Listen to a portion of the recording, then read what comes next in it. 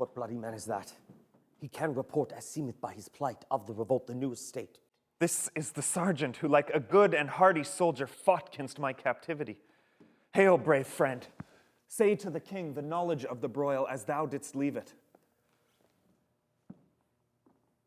Doubtful it stood, as two spent swimmers that do cling together and choke their art. The merciless MacDonald worthy to be a rebel, for to that the multiplying villainies of nature do swarm upon him. From the western isles of kerns and gallow glasses is supplied, and fortune, on his damned quarrel smiling, showed like a rebel's whore. But all's too weak for brave Macbeth. Well, he deserves that name. Disdaining fortune, with his brandished steel, which smoked with bloody execution, like valor's minion, carved out his passage till he faced the slave, which ne'er shook hands, nor bade farewell to him, till he unseamed him from the nave to the chaps and fixed his head upon our battlements. Oh, valued cousin, worthy gentlemen! As whence the sun gins its reflection, shipwrecking storms and direful thunder breaks, so from that spring whence comfort seems to come, discomfort swells. Mark, King of Scotland, mark. No sooner justice had, with valor armed, compelled these skipping kerns to trust their heels, but the Norwegian lord, surveying vantage with furbished arms and new supplies of men, began a fresh assault.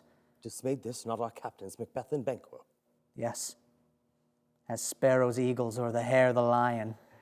If I say sooth, I must report. They were as cannons overcharged with double cracks, so they doubly redoubled their strokes against the foe. Except they meant to bathe in reeking wounds or memorize another Golgotha, I cannot tell. But I am faint. My gashes cry for help. So well thy words become thee as thy wounds. They smack of honor both. Go, get him surgeons. Who comes here? The worthy Thane of Ross. What a haste looks through his eyes. So should he look that seems to speak things strange. God save the king. Whence came thou, worthy Thane? From Fife, great king, where the Norwegian banners flout the sky and fan our people cold. Norway himself, with terrible numbers, assisted by that most disloyal traitor, the Thane of Cawdor, began a dismal conflict, till that Bellona's bridegroom, lapped in proof, confronted him with self-comparisons. Point against point, rebellious arm against arm, curbing his lavish spirit. And, to conclude, the victory fell on us. Great happiness!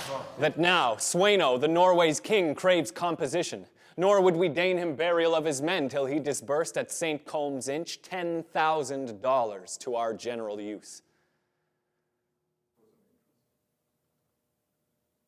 No more that Thane of Cawdor shall deceive our bosom interests. Go, pronounce his present death, and with his formal title, greet Macbeth. I'll see it done.